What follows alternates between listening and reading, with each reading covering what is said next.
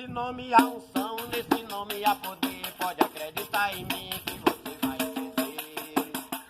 Olha, nesse nome há unção, nesse nome há poder. Pode acreditar em mim que você vai entender. O inimigo lhe tenta, ele quer lhe vencer. Ele quer lhe ver no chão, ele quer lhe ver sofrer. Mas se clamar esse nome, ele bota pra correr. Olha, nesse nome há unção, nesse nome há poder. Pode acreditar em mim que você vai entender. Jonas foi jogado, olha lá dentro do mar. Na barriga da baleia ele começou a clamar. E foi esse nome forte que tirou ele de lá. Olha, nesse nome há unção, nesse nome há poder. Pode acreditar em mim que você vai entender. Olha, nesse nome há unção, nesse nome há poder. Pode acreditar em mim que você vai entender. Olha, nos versos do repente, peço a Deus pra me valer. Abençoando a mim, abençoando você. Também a sua família, é isso que eu vou dizer. Você crendo nesse nome, tudo vai acontecer.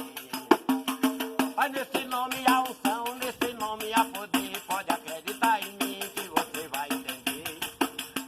Olha, nesse nome há unção, nesse nome há poder. Pode acreditar em mim que você vai entender.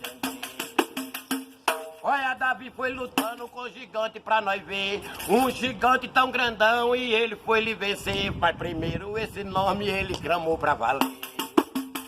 É que nesse nome há unção, nesse nome há poder. Pode acreditar em mim que você vai entender. Daniel que foi jogado lá na cova do leão. O inimigo querendo ver o Daniel no chão. Mas Daniel, homem forte, não era bestinha não. Clamou logo esse nome e o leão deitou no chão. Foi? É que esse nome há unção, nesse nome há poder. Pode acreditar em mim que você vai entender.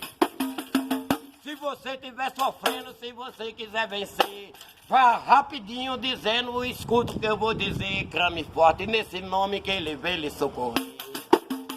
É que nesse nome há unção, nesse nome há poder. Acredite no leão que você vai entender. Mas nesse nome há unção, nesse nome há poder. Pode acreditar em mim que você vai entender. Hoje o repente é assim, é o que eu tenho pra você. Falar do meu Senhor e também para você. Que ele também é o seu, é só você entender. Quando estiver chorando ou quando começar a sofrer.